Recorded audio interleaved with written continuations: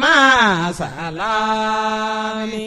على حبيبي خير الأنام. أعوذ بالله من الشيطان الرجيم. بسم الله الرحمن الرحيم. الحمد لله رب العالمين، وصلى الله على نبينا محمد وعلى آله وصحبه أجمعين. أمبالما سنة سفنا لجلك لو أموفو كوتاري تالي أو كرنا كسنة سفنا سواتي أبدي ورمنا واتنا أمالا لنا كافو نيأوكا كنين سيجلي كنين بكوا أوكا تنين بجابوها وأمبان بلو ربسا وياما جربا نواكا موكي الشيخ محمود كما. الشيخ محمود، السلام عليكم ورحمة الله تعالى وبركاته. وعليكم السلام ورحمة الله وبركاته. نيبلا كمج من بيقولوا كنشي أمبال ما مالي واتن كلنا منو بمالكوها. بسم الله الرحمن الرحيم. أحمد الله سبحانه وتعالى وأشكره وأعوذ بالله من كل ذنب وأستغفره وأصلي وأسلم على سيد الأنبياء والمرسلين سيدنا ونبينا محمد بن عبد الله وعلى آله وأصحابه ومن تبعهم بإحسان إلى أن يرث الله الأرض ومن عليها. أما بعد، أما الله سبحانه وتعالى تنو أنبا بركدا وكفى عن بسيلة أن كنت محمد وكان نمن كشاء لك وشاياك أنا كسيبا أنا كدون كواني مغام وطورا وكواني غني يوم يفوك تسيجود ما ألا كان بسوا بما أنك فوتو أنا أنك كتو بلا جلنا يا حي يا قيوم برحمتك نستغيث. أستاذ أحمد، نعم، ينانكا ولندو جابيلو دمنا أمبي أنا ما باجي كله أمبو بلا جلين فو أمبي أنغا ما كروفو أنغا تكروبا وأنغا مسكروبا أمبو بلا جلين فو أمبي سلامة كمانا مسلمان بلا جلين فو دوكلو كرو ينفع كتاب لفا كليبي ينفع دانا كان ينفع كتاب لفا با ينفع دانا سلامة بيورو يورو ambe bela jelen fo ka bela jelen wali nyumando ka bela jelen fo ukatlo mako jumana amba fo uku chesri nyela bon kuma mana se ibe kuma chama me islamiya kuma fo akacha nga ukadina ukata sunkorore kira ko sallallahu alaihi wasallam ay min fo uka unyanyini kodo mo ni mɔgɔ min bɛ ka silamɛya ko dɔ f'i ye n'a b'a fɔ karisa ko tan kira n'a ka seba ninnu olu ko tɔgɔ tɛ fɔ ale ka ko la sallallahu alaihi wasallam i ka se k'a ka ko la dɛ ko ko bɛ yen i t'a sunkɔrɔ ala ko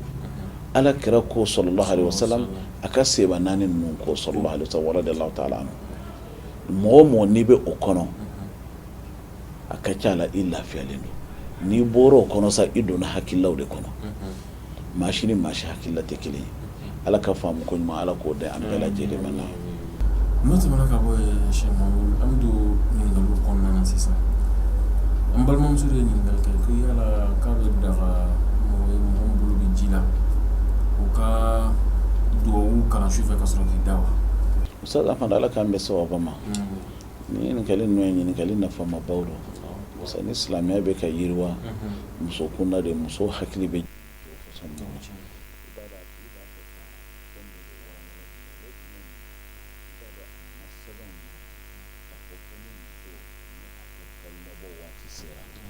ko kalo nana ma fɛn dɔw bɛ a man ka olu kɛ i y'a faamu i b'a dɔn ka kuranna kalan k'i bɛ kuranna ta k'i b'a kalan i balala o la i balila sali fana na i balilen don sun fana na nka i b'o juru sara nka sali juru tɛ sara kuranna kalan fana ni dɔrɔ tɛ i man k'a kɛ nka a tigi ka ɲininkali in bɔra nin de kɔnɔna na sisan a b'a fɛ ka ɲininkali jumɛn de kɛ yali azkaru sɔba i bɛ azkaru minnu kɛ sɔgɔmada fɛ ani wulada fɛ a ka ɲininkali tɔw de ma an bɛ dɔwɛrɛw fana fara a kan sɔgɔmada zikiru ani wuladafɛla zikiru ala kira ye minnu fɔ yali ni muso min ni a bɛ kalo labɔ la n'a bɛ kalo joli la walima n'a bɛ wolo joli la yali a bɛɛ bɛ a k'a kalama parce que an bɛ wolo joli fana ta fara a kan parce que a bɛɛ lajɛlen ye jaabi kelen yali a bɛɛ bɛ a ka olu kalama an b'a fɔ a bɛɛ bɛn a ka o zikiru kalan hari ni a bɛ janaba nɔgɔ la hari n'a bɛ janaba nɔgɔ la hari n'a bɛ janaba nɔgɔ la i kan ka azkaru sɔbah walima i kan ka kalan olu ye hadamaden nin de ye limaniya nin de ye olu ye Ustaz Ahmad limaniya nin de ye zikiru ye mɔgɔ ni zikuru t'i ka ko la i ka da la k'a fɔ limaniya t'i ka ko la dɛ ni t'i ka limaniya na alakira sallallahu alaihi wasallam a ko zikuru dɔ bɛ yen a ka fisa ni diɲɛ n'a a kɔnɔfɛn bɛɛ lajɛlen a ka fisa ni diɲɛ n'a a kɔnɔfɛn bɛɛ lajɛlen o tuma na a zikuru minnu kan ka kɛ sɔgɔmada fɛ ani wula fɛ kira ye an yamaruya min na sallallahu alaihi wasallam hali ni muso bɛ kalo la n'a bɛ hayidu la i y'a faamu n'a bɛ o dɔrɔn ninnu b'a la a bɛɛ bɛ i k'a kalan an bɛ dɔwɛrɛ fana fara kan Ustaz Ahmad o fana ni nin bɛɛ lajɛlen bɛ babu kelen na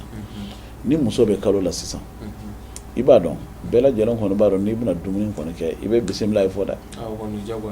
bisimilayi tɛ ala ka tɔgɔ ye a tɛ kuranɛ de kɔnɔ n'i tilala dumuni na fana i kan ka dugawu min kɛ i kan k'o fana fɔ dɛ o tuma na nin bɛɛ lajɛlen de bɛ babu kelen na k'a fɔ n bɛ kalo la o t'i bɔlen ye silamɛya na dɛ i tɛ se ka sali i tɛ se ka so i b'o juru sara kuranɛ fana ni dɔrɔra tɛ kana kalan dɔrɔra ye jumɛn ye e mɔgɔ min ye kalanden ye sisan nɔ e ka examen surunyana walima e bɛ examen so kɔnɔ i b'a dɔn i n'a sɛbɛn kɔni walima examen bɛ kɛ kuyi n'i ɲininkara i n'a jaabi dɛ dɔnnikɛlaw ko o ye dɔrɔra ye i bɛ kuranɛ kalan o la foyi t'i la wa ni i bɛna ɲina fana e mɔgɔ min ka kalo labɔ ni a nana a bɛ taa tile 10 na n'i ma muraja i bɛ ɲina dɔrɔra kama a bɛɛ bɛn i ka a muraja n'i ye ibn Taymiya a ka fatawa dɔgɔma la min ye 5 mujallada a kumana nin kan kosɛbɛ imam ibn Taymiya a kumana nin yɔrɔ kan Ustaz Ahmad nka kuma kuntala surunyana a bɛɛ bɛn muso k'a ka zikuru bɛɛ lajɛlen kɛ hari ni a bɛ kalo la an bɛ filanan fana fara fɔlɔ in kan dɔ farala kan kelen farala a ka jaabi kan an bɛna filanan fara kan o ye jumɛn ye sisan nɔ e mɔgɔ min i bɛ da so fɛ fana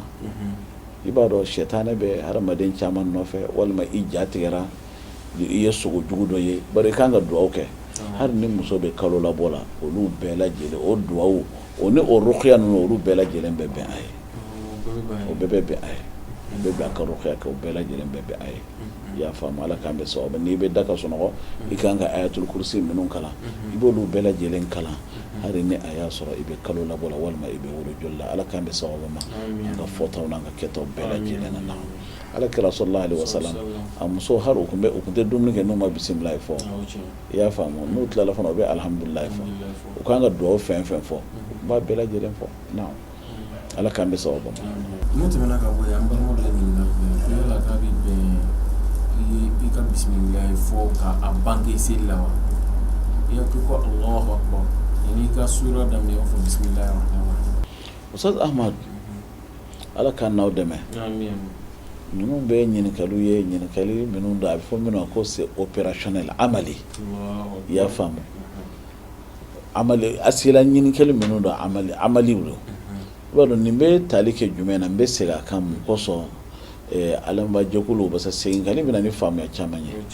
sali mɔgɔ n'i bɛna fatiha kalan e donna sali kɔnɔ e kan ka suratul fatiha kalan bisimilahi min bɛ suratul fatiha na yali i bɛ a labɔ a tari i b'a gundɔ n ka jate la a ka ɲininkali bɛ nin de nɔfɛ a bɛ nin de nɔfɛ suratul fatiha kalantɔla sali la i bɛ bisimilahi o dun ye suratul fatiha dɔ ye o kumana yali i bɛ a bange wa tari i b'a gundo de n'i y'a bange sali ka ɲi n'i y'a gundo sali ka ɲi nka gundo ta ka fisa ka tɛmɛ bangeli kan i y'a faamu n'i y'a bange foyi t'i ka sali la sali ka ɲi n'i y'a gundo fana i ka sali fana ka ɲi nka gundo ta ka fisa ni bangeli ta ye i y'a faamu parce que n'i y'a ye se i b'a dɔn ko n salila ala kira kɔfɛ sallallahu alaihi wasallam n delila k'a mɛn a bɛ ka bisimilayi kalan tɔw dun ko u salila kɔfɛ san joli o m'a mɛn a bɛ bisimilayi bɔ n'i ye sɛgɛ fɛn min bɛ kɛ tile kɔnɔ siɲɛ 5 n'i ye sɛgɛ don n'o la kɔni a kun b'a gundo de dɛ nka ni ala kira fɛn caman bɛ ala kira sallallahu alaihi wasallam a kun b'olu gundo mais mɔgɔ min ka surun a na e kun bɛ to k'a mɛn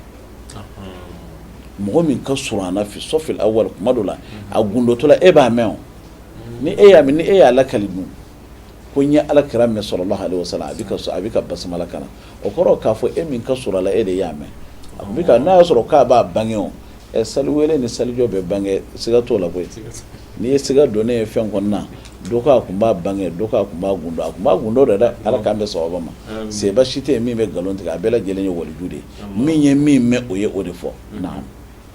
ala k'an bɛ sababa ma o kumana an b'a fɔ n'i y'a bange i ka sali ka ɲi n'i y'a gundo i ka sali ka ɲi mais gundoli anw bɛ o fisaya ka tɛmɛ fɛn kan o ye bangeni kan ala k'an bɛ sababu ma amin n'o tɛmɛna ka bɔ yen an balima dɔ ɲininkali kɛ ko olu ka seli kiti bɛ cogo di ko olu ka alimami seli jɔsen dɔw bɛ yen seli tɛ se ka ɲɛfɔ o dɔ n'u dɔ ye sujudi ye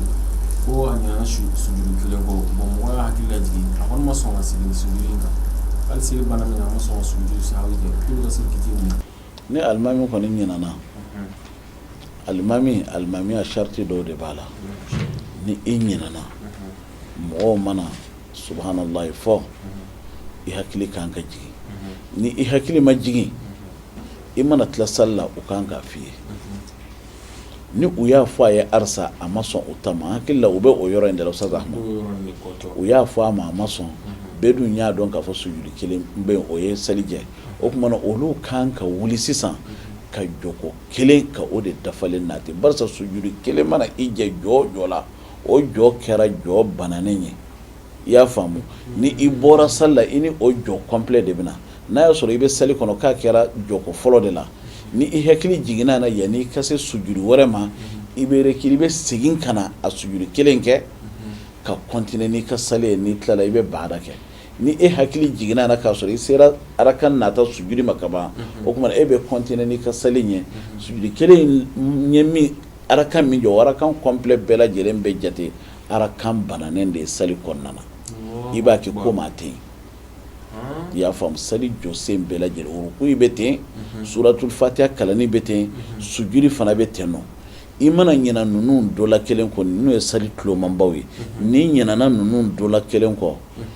i bɛ sali kɔnɔna na e hakili jiginna na yanni i ka se a ɲɔgɔn wɛrɛ ma i kan ka segin de ka na a kɛ ka tɛmɛ ni sali ye i y'a faamu o mana kɛ i bɛ baada kɛ mɛ ni e sera a ɲɔgɔnna wɛrɛ ma e tɛ segin bilen o e bɛ continuer n'i ka sali de ye a kɛra min na i b'a kɛ komi n'a fɔ i ma o kɛ i bɛna kura min kɛ sisan i bɛ o de bila nɔ na ka tɛmɛ ni sali ye ala k'an bɛ sababu ma o tuma na sisan kɔfɛmɔgɔw ka ɲininkali bɛɛ de parce que alimami kɔnɔ o mago t'a la o m'olu lamɛn an b'a fɔ alimamiya sharti de b'a la a tɛ k'a fɔ i b'a kɛ i yɛrɛ kun fɛ a tɛ k'a fɔ i b'i sago kɛ yɛrɛ sago ko tɛ silamɛya na yɛrɛ sago ko tɛ silamɛya e kelen hakili jamaba min bɛ e kɔfɛ e bɛ ban olu ta ma k'a sɔrɔ daluya foyi t'i bolo olu ko e ɲinana e ko e ma ɲina i banna n'i ma segin i kɔ i kan ka bɔ alimamiya na parce que e ye sharti tiɲɛ kira ka fisa e ye a ka fisa e faw ye a ka fisa e mɔkɛw ye sallallahu alaihi wasallam a fililen sali la a ɲinanen fo k'a bɔ sali yɛrɛ kɔnɔ sallallahu alaihi wasallam ka salamu yɛrɛ bila sebaw kelen taara a fɔ a ye ko ala kɛra sallallahu alaihi wasallam ko i ɲinana de wa tari dɔ de bɔra sali la a ko ale ma ɲina dɔ ma bɔ sali la fana ko a bɛ komi i ɲinana a ye seba tɔ ɲininka sallallahu alaihi wasallam ko yɛlɛ zoli yɛden ye kuma min fɔ ko yɛlɛ a b'o cogo la sɔrɔ b'a fɔ ɔhɔn a ye kuma min fɔ o de do dɛ sali ma dafa bi minɛ ko sali ma dafa kuma o ka sɔrɔ ala kira ye a yɛrɛ tabila sallallahu alaihi wasallam ka jama tata hakili kelen bɛ se ka hakili kɛmɛ yiri ka bɔ cogo di e ɲinanen ninnu de bɛ e hakili lajigin u y'i hakili lajigin sali kɔnɔ i ma sɔrɔ a tilalen sali la u y'a f'i ye i ma sɔn an b'a fɔ kɔfɛ mɔgɔw ye u ka taa jɔko kelen kelen sali k'a fɔ u ka sali kan ka baada kɛ parce que arakan bananen min b'a la sujudu dɔrɔn de bɛ a jɔ n'o tɛ arakan tɔ bɛ yen o pilisi min bɛ yen nɔ o de bɛ wele o de b'a to o bɛ baada sujudi kɛ Ustaz Ahmad jɔ bɛɛ tiɲɛna sisan wala jɔ bɛɛ lajɛlen kɛra jɔ banabaatɔ de ye sisan la yu'tadu bihi naam o raka la yu'tadu biha naam o kɛra min kɔnɔna na o tuma na o bɛ taa jɔko kelen sali parce que sujudi kelen b'a je jɔko kelen complet o bɛ taa o de sali sisan o tuma na ka salam bila ka baada kɛ ala k'an bɛ sababu ma amina rabbi amina rabbi ala ka diinɛ faamu ko ɲuman ala k'o dan bɛɛ lajɛlen ma ya hayyu ya qayyum bi rahmatika nastaghis ihdina as-sirata al-mustaqim sirata alladhina an'amta alayhim ghayri al-maghdubi alayhim wa lad-dallin amin na'am n'o tɛmɛna ka bɔ yen an balima dɔ ye ɲininkali kɛ ko yala ko mɔgɔ min na a furumuso bɛ ka sini furumuso in kan ka jɔ i fa jumɛn fɛ alhamdulillah silamɛ du kɔni kɛra cogo cogo don dɔ la i ni muso bɛ sali ɲɔgɔn fɛ n'aw ma farala sali ɲɔgɔn fɛ dɔrɔra kama ala nafilaw sali ɲɔgɔn fɛ ala k'an bɛɛ lajɛlen bɛ sababa ma muso nasɔn bɛɛ lajɛlen kan ka jɔ cɛ kɔfɛ dɛ Ustaz Ahmad ni muso n'a cɛ bɛ ka sali ɲɔgɔn fɛ cɛ i ni muso bɛ ka sali ɲɔgɔn fɛ a tɛ taa jɔ i kɛrɛfɛ dɛ ni cɛ ɲɔgɔn don o de bɛ jɔ i kɛrɛfɛ i y'a faamu nka e muso bɛ ka sali i nɔfɛ i muso bɛ taa kɔfɛ de yusalli khalfak i y'a faamu ni cɛ do de sa i dencɛ dɔ bɛ yen nɔ hali ni denmisɛnnin don o bɛ sali i kɛrɛfɛ a bɛ jɔ i kini yanfan fɛ mɛ ni muso kɔni don a bɛ taa kɔfɛ de n balima dɔ ye ɲininkali kɛ ko yala ni maa min donna k'a sɔrɔ alimami bɛ jɔko laban na ale ka tashahadu kɛ ko yala k'a bɛ sigi alimami fɛ ko o tashahudu kɛ wa a bɛ jɔ seli ka ban ka sɔrɔ ka yɛrɛ ka seli daminɛ. Ustaz Ahmad i b'a dɔn misiriw kɔnɔ an ka misiriw kɔnɔ n'i taara Côte d'Ivoire i taara Burkina i taara Laginɛ i taara yɔrɔ yɔrɔ an ka misiriw kɔnɔ i bɛ nin misaliya ye yen nɔ mɔgɔ dɔw bɛ yen ni olu nana ka na alimami sɔrɔ lahala fɛn fɛn na u bɛ don sali la alimami nɔfɛ dɔw fana bɛ yen ni olu y'a dɔn k'a bɛ jɔ ko laban na olu jɔlen bɛ to fɔ alimami ka taa salam bila o y'a dɔnbaliya ye n'i nana alimami sɔrɔ a bɛ ka tahiya de la ka na tahiya laban kala i bɛ don sali la a nɔfɛ kana sɔn a ka salam bila k'a sɔrɔ i ma don sali la dɛ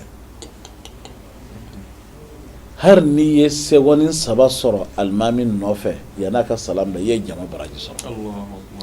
baraji sɔrɔ o tuma i nana alimami sɔrɔ lahala fɛn fɛn na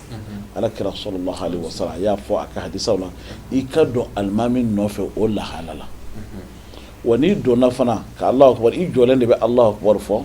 o kɔfɛ i bɛ Allahu akbar wɔɔrɔ fɔ k'i sigi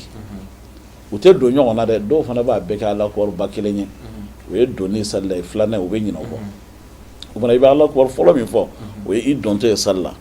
o kuma n'a y'a sɔrɔ a sigilen don i bɛ Allahu akbar wɛrɛ dɔ fɔ k'i sigi a nɔfɛ n'i ma filanan in fɔ fana foyi t'i ka sali la parce que i bɛ sali kɔnɔ kama sisan sa ni i sigi a nɔfɛ i t'i sigi k'i mankun dɛ tɔw bɛ ka min fɔ i b'o fana ɲɔgɔn de fɔ tɔw bɛ tashahudu min kalan ani ka sali ala kira ka sallallahu alaihi wasallam ana ka sebaw o kuma i bɛ sali i fana bɛ o ɲɔgɔn de kɛ tahiya in de kalan o nɔfɛ i y'a faamu naam i donna i bɛ don alimami nɔfɛ a bɛ lahala fɛn fɛn na a bɛ ka min kɛ i b'o ɲɔgɔn kɛ n'a ye salam bila fana i tɛ sali tigɛ koyi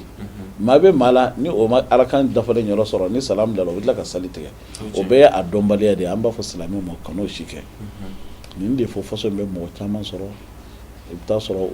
u b'a fili la nka u t'a dɔn de an b'a fɛ a ka yɔrɔ in ka faamu i nana misiri la ou bien i nana jama sali fɛn fɛn i nana alimami sɔrɔ position min na jama sɔrɔ i bɛ don ka far'u kan direct kan'a fɔ k'i b'i to fɔlɔ k'u ma salo i kelen bɛ t'i ta sali dɔ la hali n'a sɔrɔ jama wɛrɛ bɛ yen e kan ka nin de continuer ka fara ninnu kan i nana olu de sɔrɔ ka fara olu kan jama wɛrɛ min bɛ yen nɔ ni salam bila n'olu bɛ k'u ta dafa ni mɔgɔ wɛrɛ minnu bɛ taa olu ka jama caya o y'a damana baabu ye ala ka dira faamu ko ɲuman ala k'o di an bɛɛ lajɛlen min tɛmɛna ka bɔ yen Sheikh Mahmoud an balimamuso dɔ ye ɲininkali kɛ a ko ni muso min fura ta fura in kɛra sababu ye ka joli nati a la walima a da la ka joli min a bɛ dan tile hakɛ min na dɔ fara ɲɔgɔn kan ko o joli o kiti ye mun ye sisan o jeliw bɛ jate bana joli de ye u bɛ komi n'a fɔ bana dɔ de nana i farikolo la o bana in de bɛ ka joli in bɔ o tɛ jate laadala joli ye i bɛ sali ni o ye i bɛ sun ni a ye o bɛ komi n'a fɔ i ka sanu i ni mɔgɔ sanumanw bɛ kɛ kiri ye kelen ye parce que bana joli de b'i la i bɛ sali n'a ye i bɛ sun n'a ye i y'a faamu e ka fura dɔ ta sisan o ye joli bɔn bil'i la walima fana i ka laada tun ye tile 6 ye kalo o kalo e bɛ tile 6 de kɛ o nana taa falen ka taa kɛ tile 10 ye o kuma i ka laada mana na i b'a compter tile fɔlɔ ka taa bila tile 6 la i bɛ sali to o dɔrɔn na fɛn fɛn b'a sanfɛ i bɛ sali n'a bɛɛ lajɛlen ye i bɛ sun ni a bɛɛ lajɛlen ye naam a ka ɲininkali fila in bɛɛ lajɛlen ye bɛ don istihada kɔnɔna na i bɛ sali n'a ye i bɛ sun ni a ye i ni mɔgɔ sanuman i n'o bɛɛ lajɛlen ka kiri ye kelen naam an bɛ yɔrɔ dɔ fɔ yan Ustaz Ahmad kuma bɛ na ni kuma ye komi a ye furata ko fɔ i b'a dɔn planning familial de tigilamɔgɔw an ka jamana ninnu bɛɛ kɔnɔ o n'a mana ɲuman kama dɛ o tɛ planning problème tɛ anw fɛ yan nɔ microbe de problème bɛ anw fɛ paliw de problème bɛ anw fɛ dumuni ɲuman dumuni min t'i kɛlɛ olu de problème bɛ anw fɛ yan nka u nana ka na ko ka bange kɔlɔsi ka o fɛn kɛ u t'a fɛ an ka jidi de parce que olu ka jamanadenw bɛ ka kɔrɔ olu bɛ ka dɛsɛ olu tɛ ka den sɔrɔ o planning ye olu mago sa anw ka mɔgɔ minnu bɛ yen ani arabula mɔgɔ minnu bɛ yen jamana kɔnɔ olu de bɛ ka den sɔrɔ jamanaw bɛɛ bɛ ka kɛ ni o ye bɛɛ bɛ ka yɛlɛma ka k'o de ye o tuma na o t'a fɛ anw ka jidi bawo k'anw tɛ se an yɛrɛ kɔrɔ ko kuma bɛ k'an fa ko an kana caya i y'a faamu u b'o fɔ k'an convaincre n'o tɛ sawaba tɛ mɔgɔ jugu t'i ka hɛrɛ fɛ koyi i y'a faamu o tuma na an b'a fɔ wa fɛn min fana don an delila k'a fɔ an ka